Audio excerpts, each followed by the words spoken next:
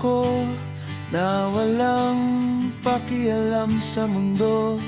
Easy go lucky sa lahat ng bagay at walang plano sa buhay. Ngunit biglang nagbago ang lahat, pati ang takbo ng buhay ko, nang dumating ka sa buhay ko. October 4, 2024, isang umaga na puno ng pangamba at kaba. Ngunit lahat ng yun ay biglang na iba nang marinig ko ang iyak mo.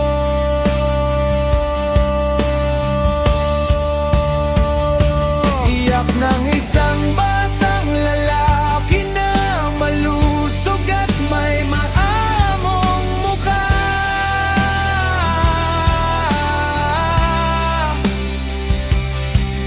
Ang dating ako na walang plano sa buhay at walang direksyon ng buhay ay biglang nagbago ang takbo ng mundo.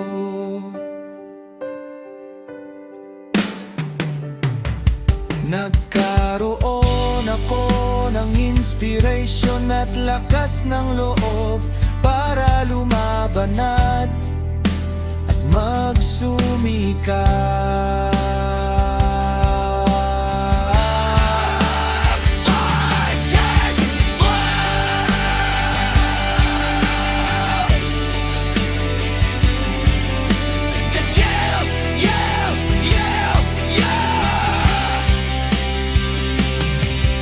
Ang nag-iisang anghel na nagpabago ng buhay ko, isang bata na naging karugtong ng hininga ko at naging dahilan ng aking pagbangon.